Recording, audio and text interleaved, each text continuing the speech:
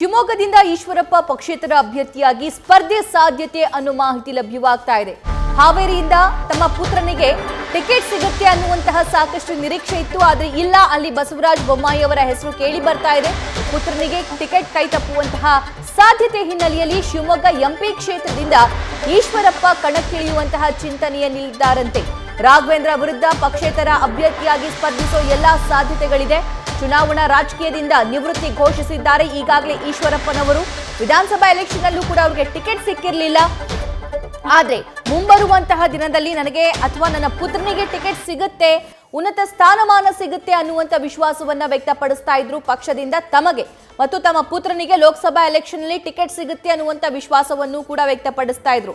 In fact ಹಾವೇರಿಯಿಂದ campaign ಕೂಡ ಶುರು ಮಾಡಿದ್ರು ಒಂದಿಷ್ಟು ಜನ ಕಾಂತೇಶ್ ಅವರ ಬೆಂಬಲಿಗರು.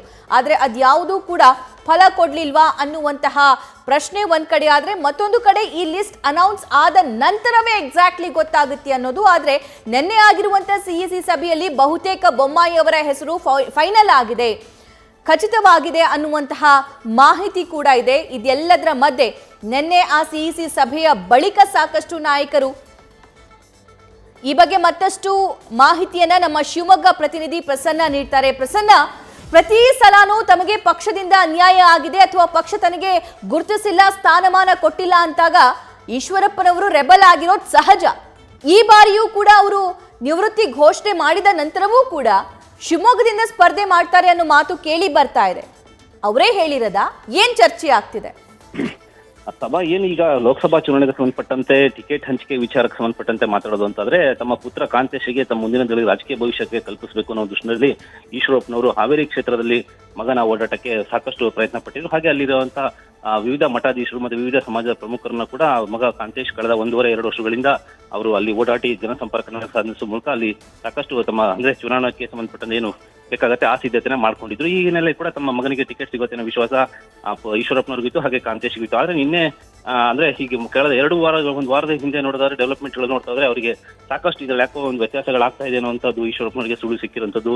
ಆ ಒಂದು ಹಿನ್ನೆಲೆಯಲ್ಲಿ ಅವರ ಬೆಂಬಲಿಗರು ಇಲ್ಲಿ ಯಡಿಯೂರಪ್ಪನವರ ಮನೆಗೆ ಹೋಗ್ಬಿಟ್ಟು ಟಿಕೆಟ್ಗೆ ಆಗ್ರಹಿಸಿದ್ದು. ಹಾಗೆ ಕೇಂದ್ರ ಸಚಿವರಾದಂತಹ ಪ್ರಹ್ಲಾದ್ ಜೋಶಿ ಅವರು ಶಿವಮೊಗ್ಗಕ್ಕೆ ಆಗದ ಸಂದರ್ಭದಲ್ಲಿ ಅವರಿಗೂ ಕೂಡ ಟಿಕೆಟ್ ಕೊಡಲೇಬೇಕು ಈಶ್ವರಪ್ಪನವರ ಪುತ್ರರಿಗೆ ಅಂತ ಹೇಳ್ಬಿಟ್ಟು ಈಶ್ವರಪ್ಪನವರ ಬೆಂಬಲಿಗರು ಮತ್ತೆ ಕಾಂತೇಶ್ ಬೆಂಬಲಿಗರು ಆಗ್ರಹ ಮಾಡಿದ್ದು. ಹಾಗೆ ಗದಗ ಹಾವೇರಿಯಿಂದನೂ ಸಾಕಷ್ಟು ಜನ ಬಂದ್ಬಿಟ್ಟು ಈಶ್ವರಪ್ಪನವರಿಗೆ ನೀವು ಟಿಕೆಟ್ ಈ ಸರಿ ನಿಮ್ಮ ಮಗನಿಗೆ ತಗೊಳ್ಳೇ ಬರಬೇಕು ಮತ್ತೆ ನಿಮ್ಮ ಮಗ ಕಂಟೆಸ್ಟ್ ಮಾಡಲೇಬೇಕು ಅಂತ ಆಗ್ರಹ ಮಾಡಿದ್ರು. ಈ ಥರದ್ದೆಲ್ಲ ಹೈಡ್ರಾಮಾಗಳು ನಡೆದಿತ್ತು.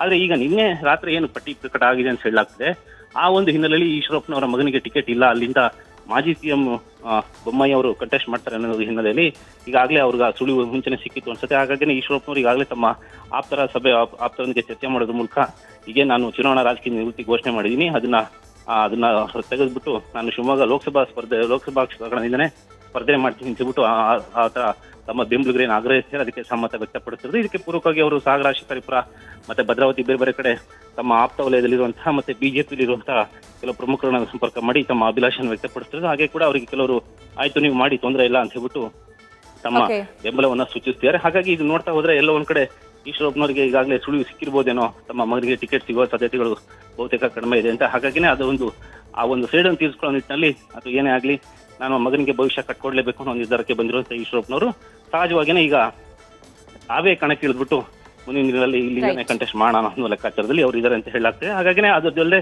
ವಿವಿಧ ಸಮಾಜದ ಪ್ರಮುಖರುಗಳು ಬೇರೆ ಕಡೆ ಆಗಮಿಸಿ ಈಶ್ವರಪ್ಪನವರಿಗೆ ಮನೆಗೆ ಆಗಮಿಸಿ ತಮ್ಮ ಬೆಂಬಲವನ್ನ ಕೂಡ ಸೂಚಿಸ್ತಿದ್ದಾರೆ, ನೀವೇ ಕಣಕ್ಕೆ ಇಳಿದಿ ಅಂತ ಹೇಳ್ಬಿಟ್ಟು. ಹಾಗಾಗಿನೇ ಅವರು ಬಹುಶಃ ಕಾದ್ ನೋಡೋ ತಂತ್ರ ಅನುಸರಿಸ್ತಾರೆ. ಆದ್ರೂ ಕೂಡ ಓಕೆ ಪ್ರಸನ್ನ, ಧನ್ಯವಾದ ಡೀಟೇಲ್ಸ್ಗಾಗಿ.